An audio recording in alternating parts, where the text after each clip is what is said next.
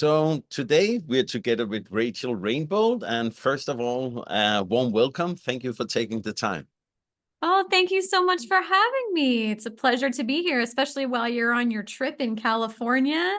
Feel like we can soak up the sunny vibes together on the West Coast. Oh, yes. It is actually so wonderfully hot that we can sit in the shade right now, which is, That's uh, nice. yeah, it's not normal weather for Danes in March. Rachel, I just asked before we recorded about your last name, and it still puzzles me. Rainbolt, is there actually, as I'm not native speaker, is there a Rainbolt in the language, or is it just a name like No, lightning? No. it's actually a German name, Ah, but in right. English, yeah, it's just sort of like the compound word of rain and then bolt, like lightning bolts. Put them Yeah. together and you get rainbolt. But the origin is that it's German. I am not German, but my husband came with that name. And it was just, when I met him, I was like, I'm a feminist. I'm not going to take my partner's name. But his name was so cool and I loved it so much that I had to take it on as my own and claim it.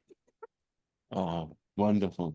Well, the reason we are talking here today is that on the wonderful world of social media, I have seen posts from the Sage family from time to time, and you are the one behind that.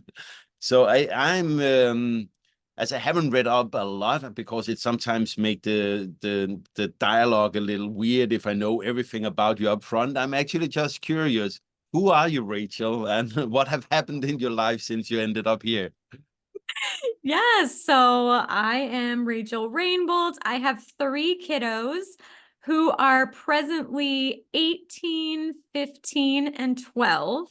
And so I got into this whole self-directed education thing with probably like attachment parenting being sort of the gateway. I had my firstborn child, and we were so connected and living this amazing life.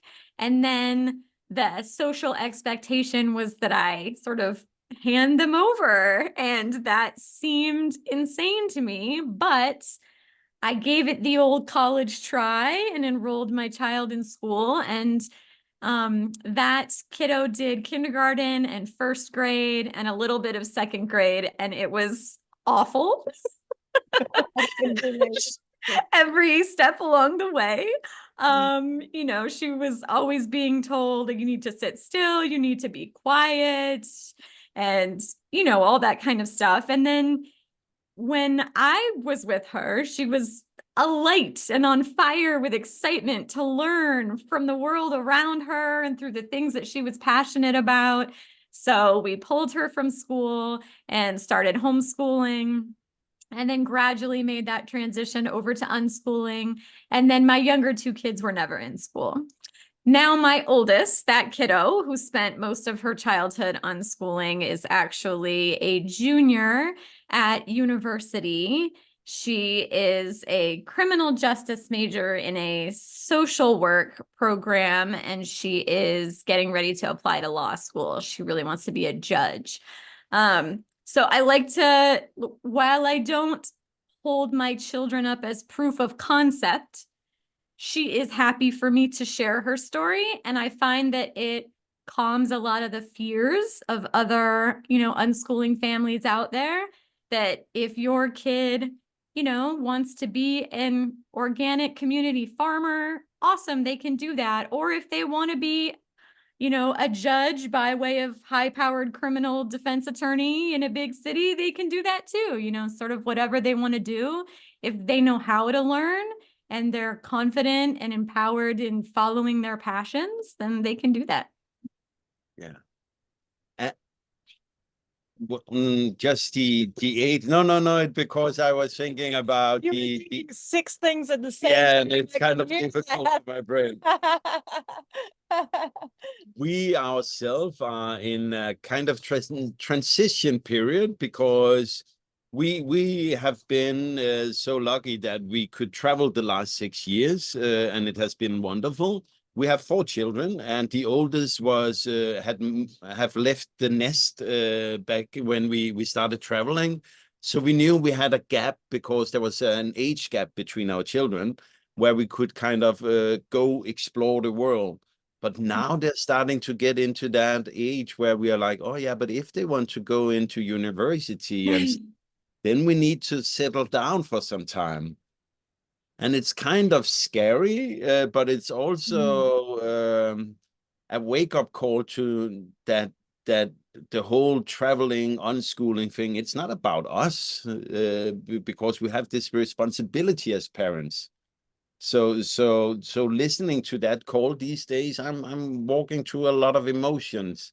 How is your emotions about having them grow into being young adults? Yeah, so COVID was happening. So we were, sort of, we had to stop traveling when COVID hit.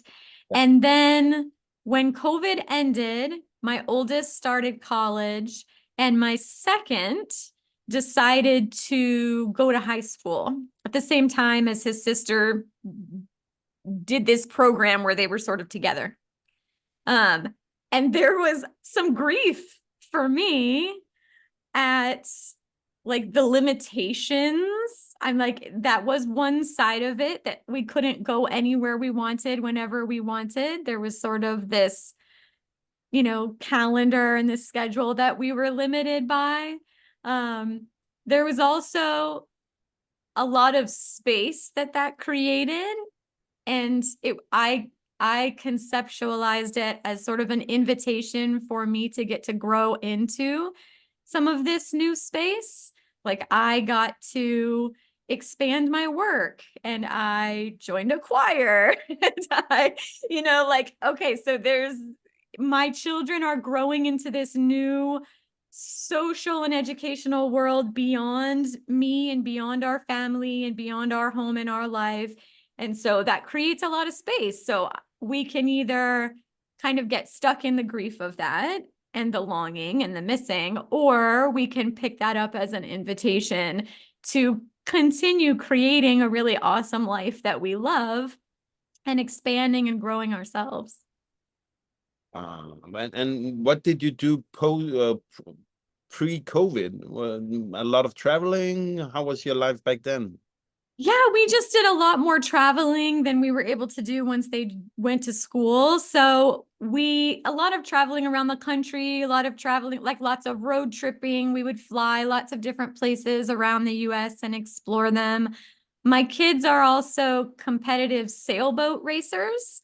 And so we would travel a lot with that, which is really fun. You get to go a lot of really beautiful places and hang out on boats and on docks, and it's a pretty nice spectator sport. I don't mind hanging out on a dock or on a boat somewhere. Places, yeah, makes sense. Yeah. I was just thinking about that thing you said before about your oldest, and her ambition. And we hear a lot of these stories that our three youngest kids have exactly the same age as your kids. We just also have a 24-year-old. So, Yes. So we're in exactly the same sort of situation. But I sometimes think about when we talk about our lives as unschoolers, and you and I both have raised children who are now entering a more adult life, and we're at the end of the line, sort of. They're not in school anymore, because were they in school, they would have been done with it at this point, most of them. So what is it now? And then we talk to the younger ones who need their shoulders down. I totally agree. These great examples are great examples, but somehow I have the fear that some of the unschooled children, the ones that become doctors or make these great achievements that look like mainstream, become this standard, like as if that's what we're aiming for.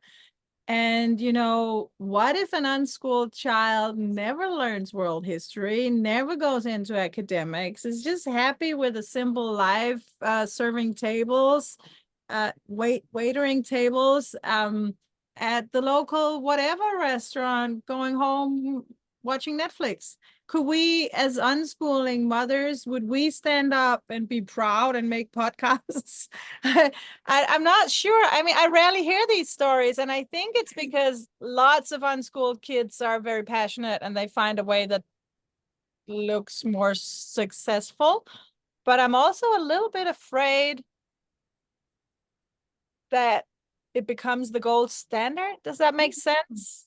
Absolutely. Yeah. A big part of the deschooling that we do on this unschooling path is recognizing this race up this mountain that everybody is being herded onto and saying, you know, we can actually choose not to participate in that race at all. And if we are happy, and like that was a key word you used there, like if my kid is happy serving tables and watching Netflix, like, you know, if we are happy hanging out in the meadow over here with our fellow free sheep wandering around and munching on grass and like making each other laugh and laying in the sunshine, like, awesome. I think that's sort of the whole point in terms of how I've raised my kids, and I think how a lot of unschoolers raise their kids, is that the point is not to meet someone else's standard. The point is to create a fulfilling and meaningful life for yourself. And the definition of that is for you to define. That's the self-directed part, right? You get to decide what a meaningful life is for you. And my job as your parent is to love you unconditionally. You know, I'm here if you need support. I'm here for you to come to if you are seeking guidance in something, just because I've been on the planet a little bit longer and may have had a few more experiences. But I trust your knowing of yourself, and I'm a resource, not, you know, the director. Like, that's you. You're the director. I just get to come alongside you and cheer you on. Lots of cheerleading these days. That's what I'm finding. And just being accessible if my kids need me. So my firstborn, like, she has a real justice sensitivity and a lot of drive and a lot of passion to make a big difference for certain populations that she cares a lot about. And so I'm not at all surprised, like, that this is the path she's gone on. And I don't think my other two will walk down a path that looks anything like what their sister's path is. And that is 100% okay too. One of my kids talks about buying a boat and chartering people around on trips on a boat, and that could be a really cool life. And that it sounds like absolutely a really cool life. I keep saying, I'll be your first customer. Well, let us know. I'd like to go on a boat trip. I mean, it would be somehow it would be so easy with if they were alike, because then the parenting skills you had with child number one, you would just copy paste it to child number two, and then you did it good. Just repeat. They're so different. Yes. Yes, they are all so different. Yeah. That sometimes still takes me by surprise. It's like, but this was so easy with this child, and this is so I don't know what to do. On your homepage, I sneak peeked a little, and you have a freebie for people. I think they should go in and download as well. That is called maybe I say it wrong, but secrets on how to not lose your shit. More or less correct, right? Yes. So can you share some of the secret with us? Yeah, I think, you know, when we are walking this unschooling path, it becomes so much more about the relationship than if our kids are in a school classroom all day long. You know, if your kids are in school all day, their teachers are their, you know, that like adult figure in their lives, their peers are like their sibling group. So that really distills like the impact, you know, of the family relationships. But when you are unschooling, those relationships are huge. They're hugely important. They have a lot of power. And that's actually a really cool thing, because that means that the most important work we do is actually the work that we do on ourselves.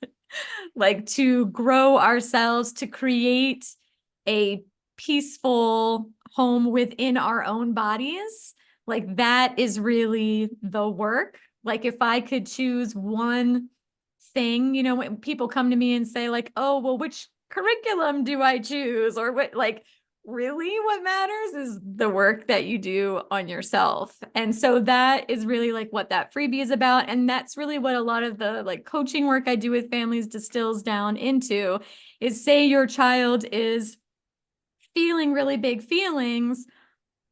What matters is less what you do, even on the parenting side, and more about what you do internally on the inside. And so, for example, recognizing the distinction between you and your child. And unschoolers tend to be really good at this, actually, because we give our children the freedom to be who they are. Like there's a real, like, you're not an extension of me. You're not a representation of me. You get to be your own human, right? Like that's like the self-directed education piece.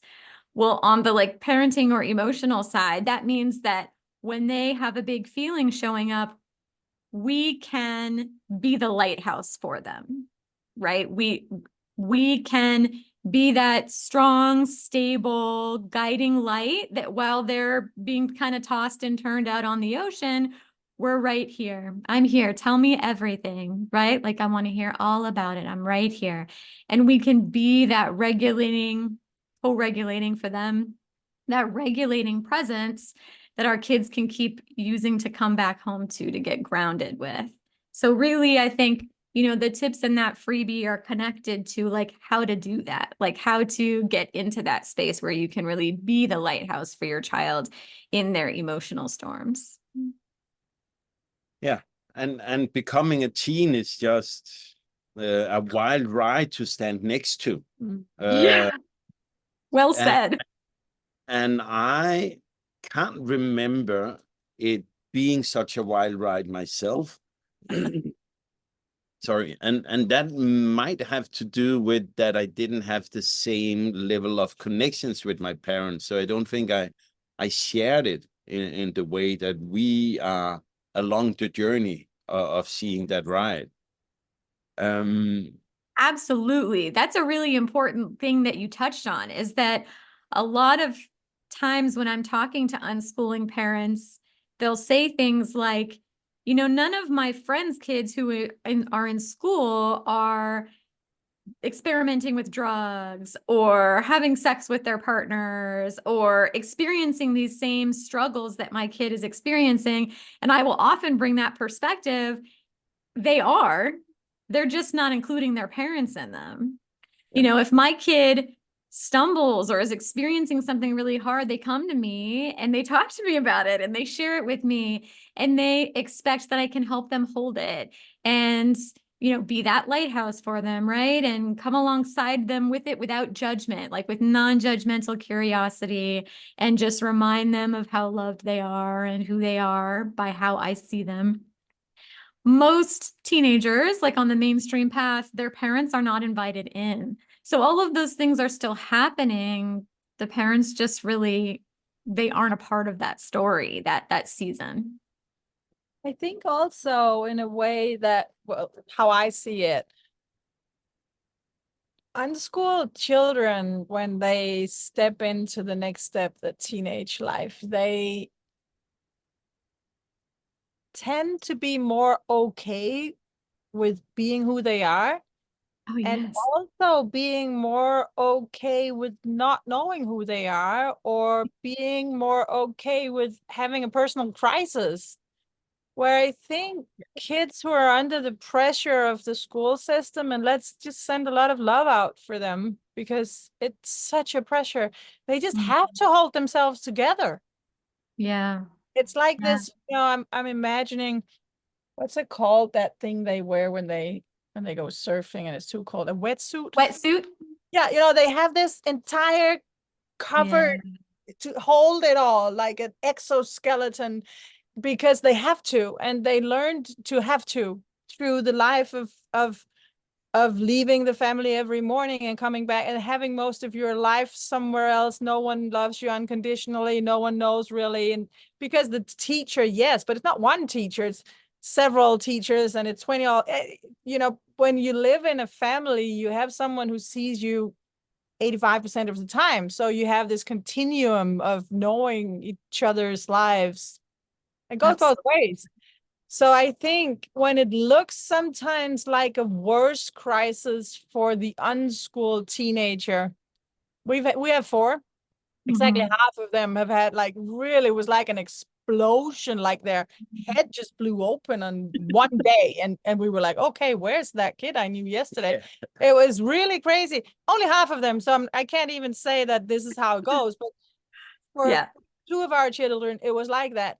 And I think actually, even though it was very hard times to go through when they had this, just not knowing who they were or what was going on, I see the trust deep down in life, in yourself, and in your relations when you can break open like that in such a young age, because you know that life has your back. You know that someone will carry you if you can't walk. You know that you might fall, but there is something or someone to catch you. So I think when unschooling parents sometimes say, but it doesn't look that crazy for the other kids. Maybe I should have put my child in school. Did I break it all? It's one of the big crises that happens in the unschooling journey. That's a teenager when that arrives. Actually, it's rather a confirmation that you did it right. Yeah. Yeah. Yes. I completely agree. And that's actually a very normal developmental stage. So in terms of the lifespan, like two of the stages that we can often look at are adolescence and matrescence. So for a lot of us, when we became mothers or fathers, it was like who we believed ourselves to be sort of shattered. And we were in pieces on the floor, and we had to put ourselves back together and decide, okay, I am like reborn anew. Who am I? Who do I want to be? You know, where do I come from? How does that fit? Where do I fit in the world now as this new person? And teenagers are supposed to go through an experience of that. And my experience is that unschoolers go through it sooner. Because like you said, the kids in school who have always been in school have a wetsuit or a suit of armor, a mask that they have had to construct in order to be the person that everyone around them wanted them to be, expected them to be, told them they needed to be for approval, for good grades, for the teacher to say good boy. You know, to survive in this system, this is who you needed to be. So their suit of armor is so big and so heavy and so strong, it tends to take longer for it to crack. So they will tend to do that like in college, like a couple, statistically, it's like the end of the first year of college, a lot of kids fall apart. But naturally, like on the natural human timeline, that happens a lot earlier. It happens earlier in like middle adolescence. And so for a lot of unschooling kids, we see that sort of thing happen when they're still with us, like at home, which is nice and how it's supposed to be. Like you don't have to worry about being homeless while you are spending 3 days in a row crying in a dark room listening to sad music while I bring you food and love rub you, right? Maybe occasionally say, could we change the music for 10 minutes? That might help. Yeah, we laugh. But it is really rough times for them to go through. It really is. And yeah, I don't know. My heart just goes out to all the other parents going through this phase, because you look at your child and you just want them to thrive, and it doesn't look like thriving. But it's like if they act out, or when they are smaller, if they make a lot of noise in the relation, it's a good thing. They're trying things out with you because they trust you, rather than try things out with strangers or don't try them out at all. So even though it's painful as a parent to look at it and be part of it and have to do your end of it, really was it what it is, even though it looks like failure, it is success. Yes, it's an honor to be someone's safe person. And in this way of living with children and being in connection with children, they're given that respect sort of all the way from the beginning to have their own feelings, to have their own thoughts, to have their own opinions. And it really does give them a head start, because when kids are raised in that system of like the parent is really up here and the kid is down here and there's a power over, and the school system reinforces that, right? When kids are raised that way, we often see like a big rebellion in adolescence, where they're resistant to that control and to being told who they are and what they think and how they feel. And so while living this like peaceful parenting, self-directed education path doesn't mean that your children won't have struggles and big feelings and hard times, because they will. That's part of being human. If you're not having hard times, you're dead. So that can't be the goal. It certainly better prepares them for those inevitable hard times and positions you to be a resource in those hard times, as opposed to the source of, their oppression in their mind. But how can I be a resource when I'm still fixing myself? I'm sometimes. Yes. Yes. And that, I think like that, like honesty and that vulnerability is part of what makes us such great resources. Because if they have a problem and they come to us and we say, man, I am still trying to figure that shit out. Like that is like, you're probably going to take your whole life. And the moment you die, you still won't have it cracked.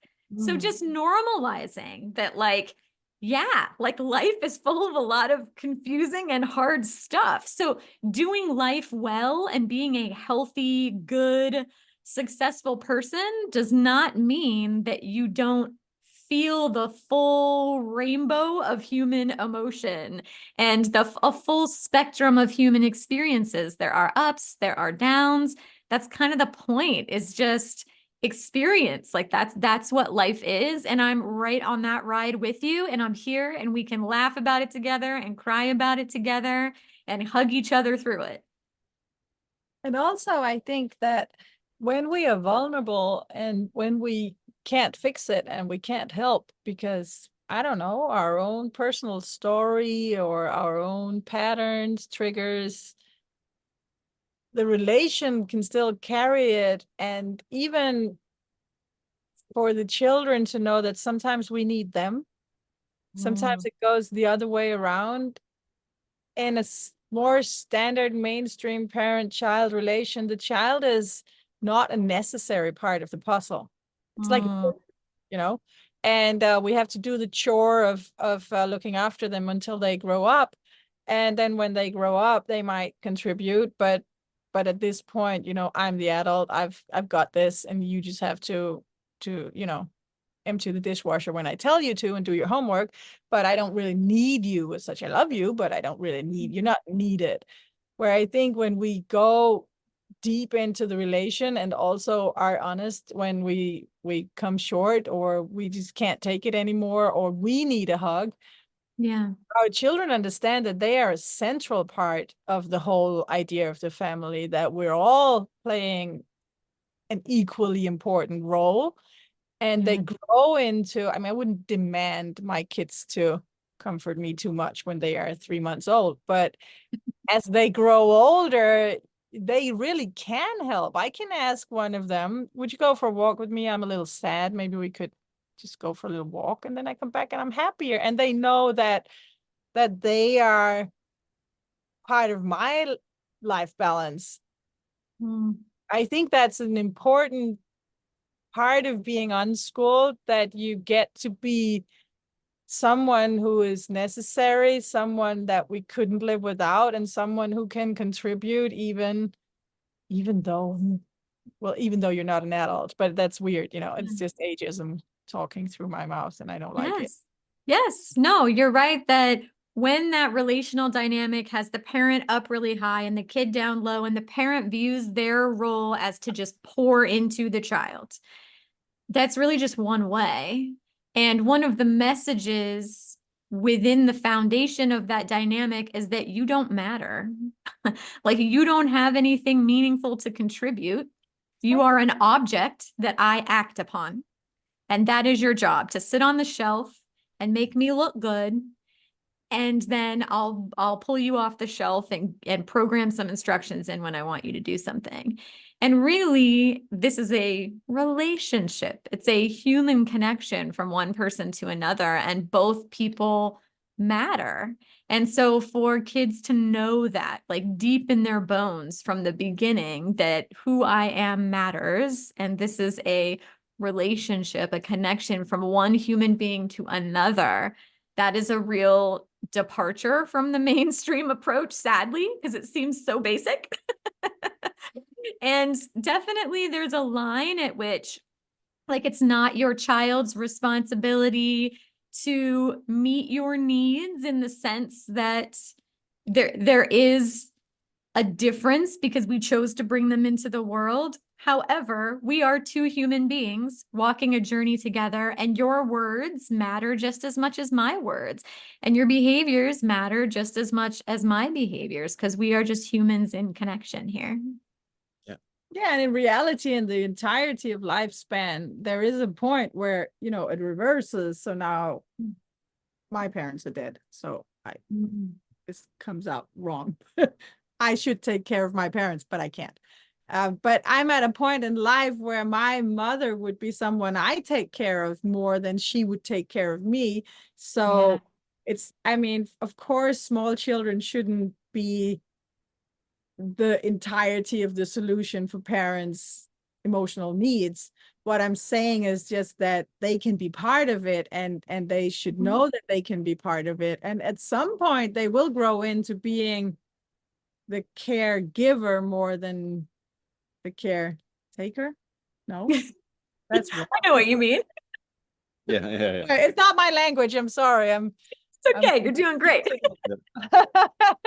No, but I think that just that perspective that the relation really is the core, and the child is a real person in that relation, a real person whose opinion matters, whose emotions matter, who can contribute with a good vibe or a bad vibe, and who can help. I think also for children looking at their parents, if parents suffer and they just are helpless, they can't do anything, that's a very desperate emotion to have towards someone that you love. So giving them the opportunity of contributing to your well-being is just more fair.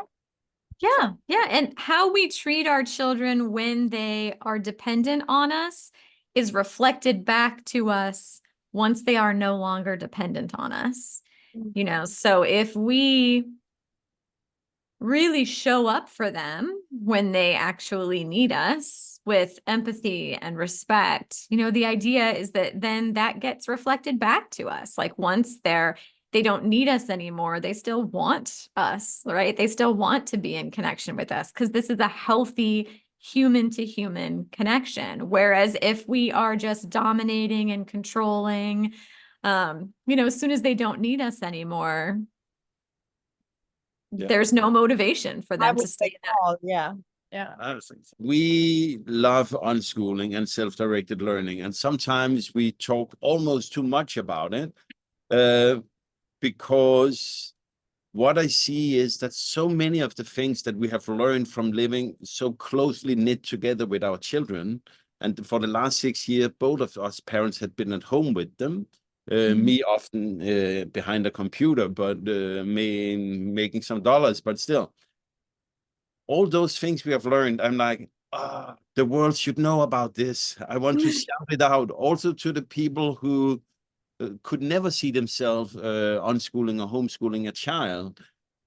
So I can be afraid sometimes that talking unschooling will keep some people from learning from the tools and knowledge that have arisen in this world. What are your thoughts about that? Yeah, I think in the unschooling community particularly, I will say there is a risk of getting very dogmatic. Like that is something that does turn people off sometimes. But when we talk about, hey, this isn't actually so much about unschooling, this is just about living a meaningful life and being in connection with other humans peacefully. It's like peaceful human connection, meaningful life building. And unschooling is sort of like a byproduct of that. You know, it's like if you're living these values, then we do tend to find ourselves gentle parenting or peaceful parenting. And we do tend to find ourselves unschooling and supported self-directed education. So when I try and think of it in that way, I find that I attract a lot more people to the message that I'm sending. Like, it's not like, if you use a curriculum with your child, you can't be in my club.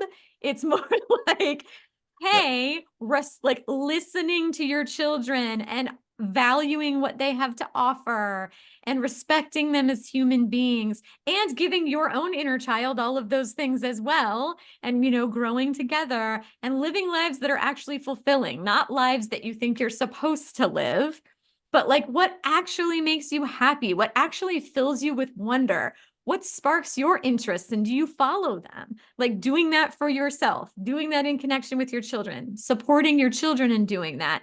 That's what this is about. And I find that when my message is framed in that way, it removes a lot of the resistance that can show up in people. I often get the question if you can unschool in the summer break and the weekends, and we have to break that down to education wise. No, you cannot. Mm-hmm.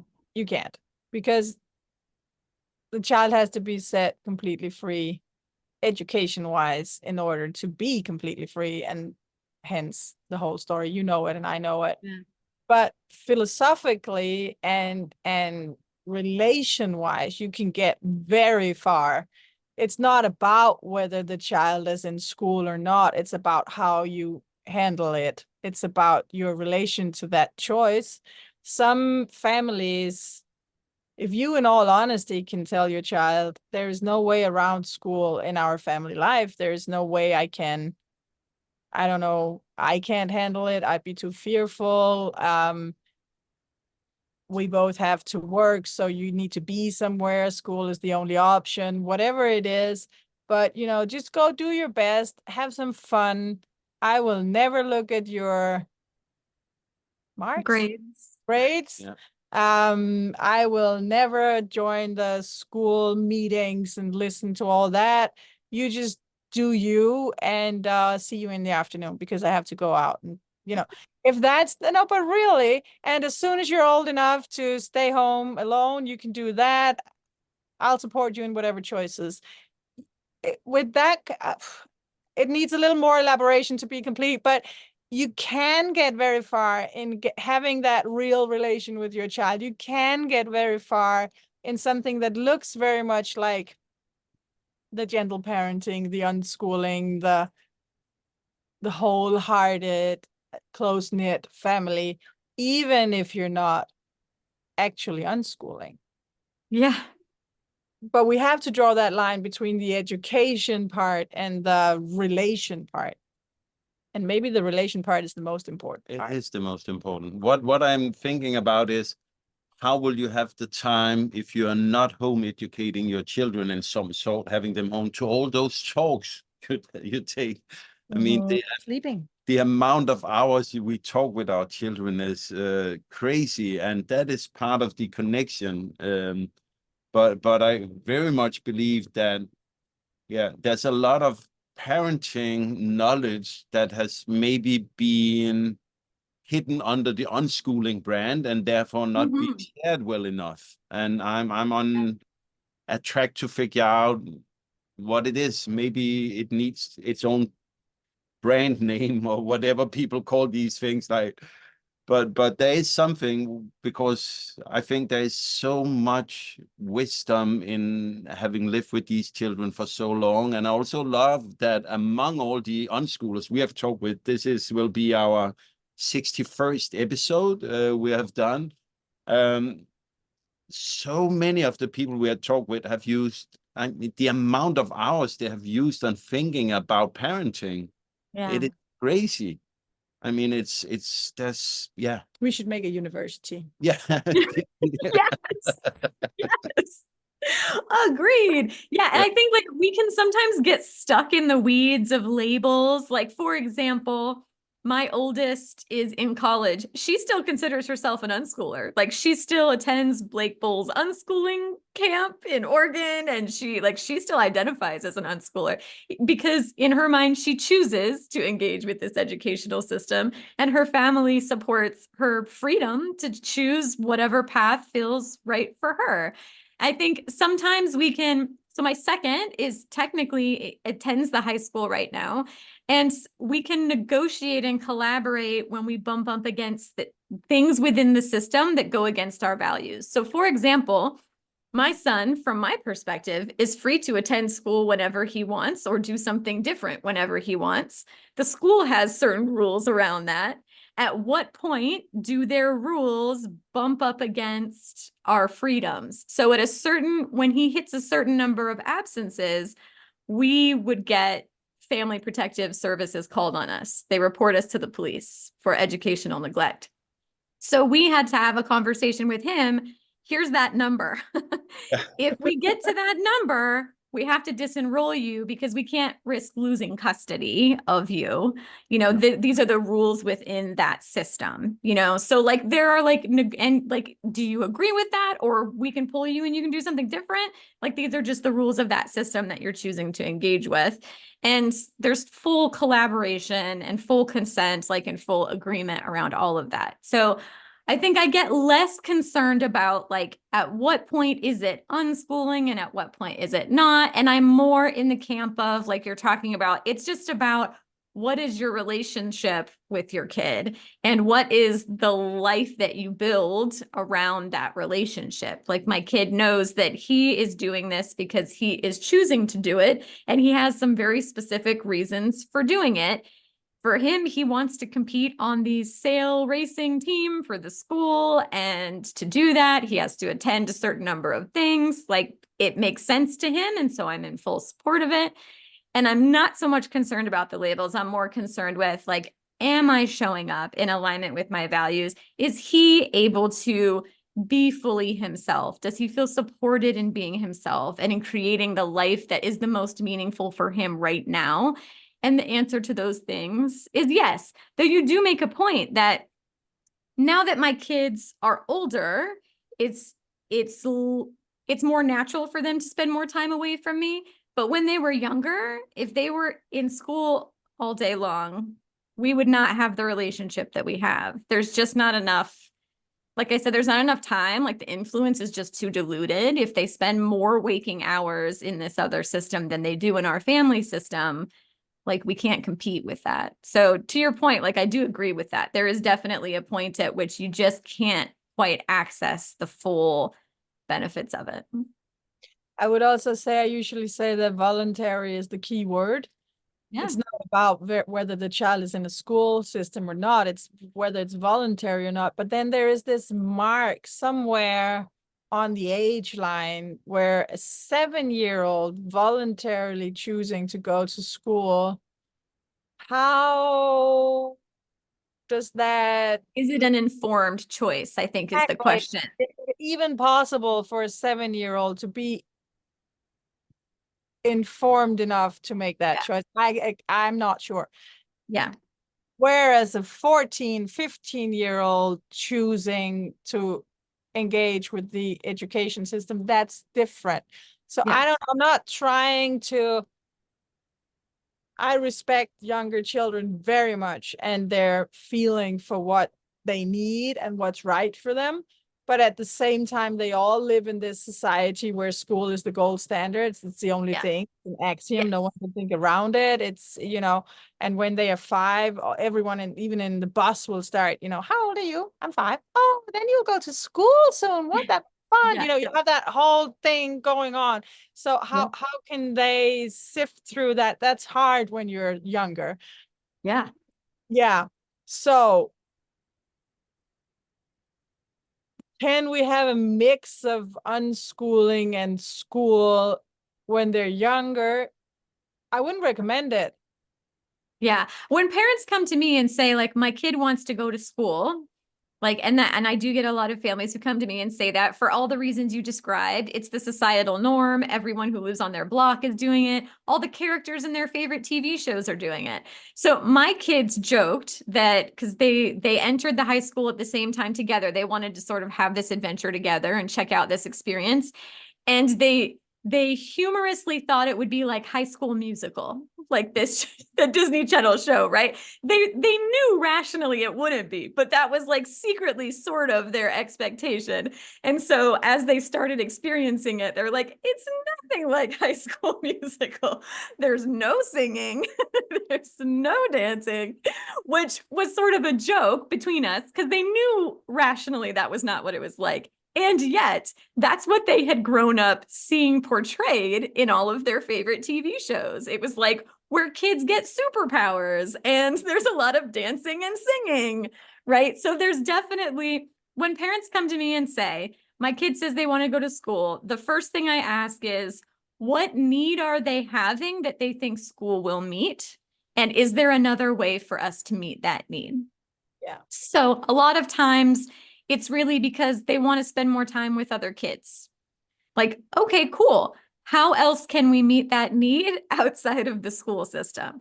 Maybe it's that they see on TV or I had one client whose kid, all their friends had pencil boxes with colored pencils and art supplies. And so they wanted to get to carry around art supplies. So, okay, we can get you art supplies. We can even sign you up for an art class where you can go twice a week and do art with other kids. Awesome. Like we can meet that need in other ways. So for kids, whenever they have a need that they are feeling is not being met, society tells them the solution is school. But we know that that is rarely the solution. So we can brainstorm other ways and offer other ways and try other ways to meet that need. Yeah. I'm thinking about, sometimes Cecilia and I talk about the connection when you put a child to school. It's kind of get broken while they're in school, and then people can experience, if they have their child in an kindergarten or in school, that their kids come home feels very needy and almost annoying, but that's that need for reconnection. And I'm thinking back on my own childhood, and my mom, maybe she just did it naturally. When I came home from school, we sat on outside the house with a cup of tea and chatted for some time. Yeah, it was a really, really good thing. But that was that connection rebuilding every day after school, and we have a great relationship today. So that's one of the things I believe, that parents out there who chooses, or which life circumstances makes it needed that they cannot have their children at home, always to remember, how do I reconnect after the break during the day? Yes, and we have something called post-restraint collapse. I'm a therapist, so in the therapy world, what we often see is kids will, when they get home from school, they will fall apart from having to spend all day stuffing everything down. Like sit still, be quiet, don't move, don't say how you really feel, don't have any feelings. And then when they get home, it will, like the kids will sort of go crazy and be crying over nothing and screaming and, like tantruming, even in teenagers, like sometimes, we'll see this. And so just to like frame that as like, yeah, they've been having to like hold it together all day. And what an honor to be their safe person. And so expect that and like hold the space for that. Like, if, be outside with a cup of tea and invite them to just be outside with you for a bit and listen to the birds and sip on tea. And, even if you're not talking, maybe they've had to like be doing a lot of like sort of fake conversing throughout the day. Like we can just sit in silence. You can cry, you can laugh.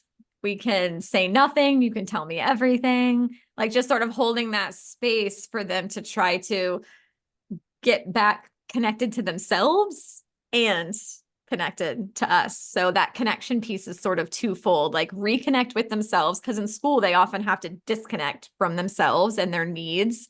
My kid who's in the high school, his biggest complaint is that they try to tell him that he can't pee when he has to pee.